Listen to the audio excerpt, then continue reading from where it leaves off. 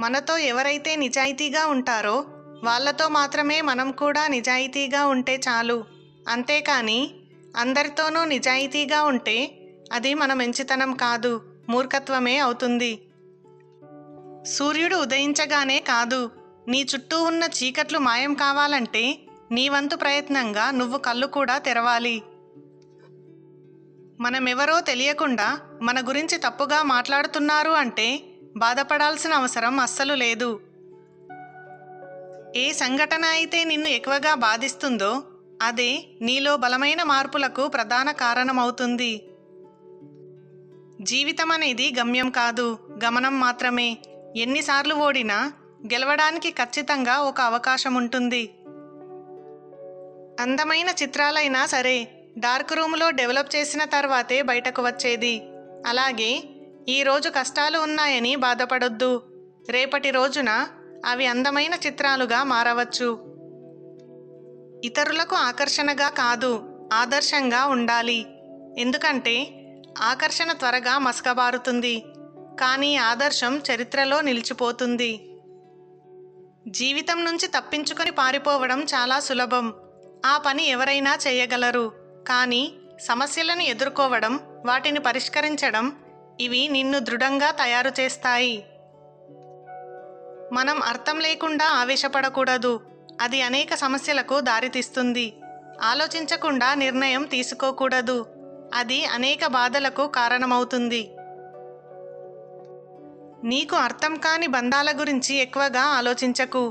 నిన్ను అర్థం చేసుకునే బంధాలను ఎప్పుడూ చులకనగా చూడకు.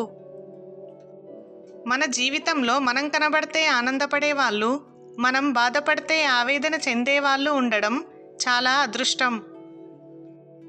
నిజాయితీగా ఉన్నవాళ్ళు ఎప్పుడైనా ఎదుటివారికి పొగరుగానే కనిపిస్తారు. కానీ అది పొగరు కాదు, ఆత్మగౌరవం. నువ్వు తరచూ ఓడిపోతూ ఉంటే నీకు అర్థం కాని విషయాలను నువ్వు గెలవడానికి ప్రయత్నిస్తున్నట్టు అర్థం. రాసేవారికి అక్షరం విలువ, సంపాదించేవారికి డబ్బు విలువ, కష్టపడేవారికి బ్రతుకు విలువ, పండించేవారికి పంట విలువ, భవిష్యత్తు మీద ఆశ ఉన్నవారికి చదువు విలువ, లక్ష్యం ఉన్నవారికి జీవితం విలువ తెలుస్తుంది. మనిషిగా పుట్టినవాడు తప్పులు చేయకుండా, మధ్యతరగతి వాడు అప్పులు చేయకుండా బ్రతకడం దాదాపుగా అసాధ్యం. రాసిన రాతకి, చేసే ప్రయత్నానికి మధ్య జరిగే యుద్ధమే లైఫ్ అంటే. మనశ్శాంతి అనేది ఎక్కడో ఉండదు, మనం ఆలోచించే విధానంలోనే ఉంటుంది. ఎంతసేపు వాళ్ళు వీళ్ళు ఏమనుకుంటున్నారో అని ఆలోచించడం మానేసి మీకు నచ్చిన విధంగా, మీ మనసు మెచ్చే విధంగా బ్రతకడం మొదలు పెడితే ప్రశాంతత మీ వాకిలి తలుపు తడుతుంది. ఆలోచనలు నీళ్ళలాంటివి, వాటిని మళ్లించాలి కానీ మాయం చేయలేము. అయితే చెయ్యిలా ఉండాలి, లేదా ఎత్తిన చెయ్యిని నరికే కత్తిలా ఉండాలి.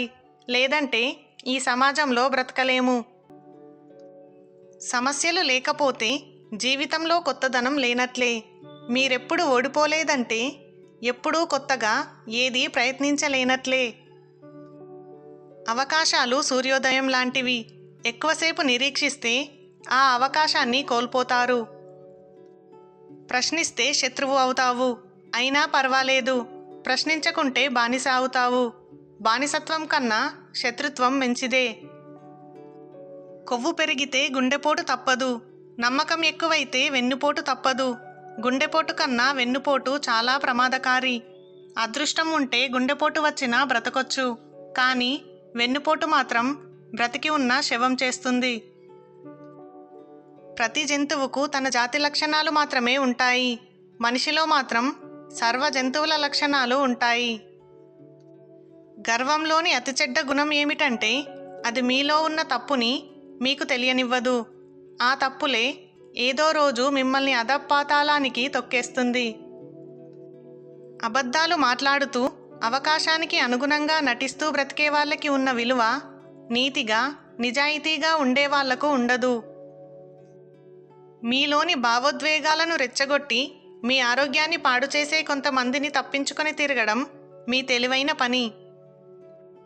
కోరికలు అనేవి అలలలాంటివి, కానీ మనం మాత్రం అలలలాగా ఎప్పుడూ ఎగిసిపడకూడదు. సముద్రంలాగా సాగుతూ వెళ్ళిపోవాలి. ప్రపంచం అంతా నిశ్శబ్దంగా నిద్రపోతున్న టైంలో నీవు తిప్పే పేజీల చప్పుళ్ళు భవిష్యత్తులో విజయం సాధించిన తర్వాత ప్రపంచం కొట్టే చప్పట్లు కావాలి. కష్టకాలంలో కూడా ఇతరుల కడుపు నింపడం కోసం కష్టపడేది కేవలం రైతు ఒక్కడే. కాలానికి కర్మకు జ్ఞాపకశక్తి ఎక్కువ ఉంటుంది. ఎందుకంటే ఎంతకాలం తర్వాత అయినా ఒక వ్యక్తి చేసిన మంచి చెడులు అవి ఫలితమివ్వకుండా వదిలిపెట్టవు.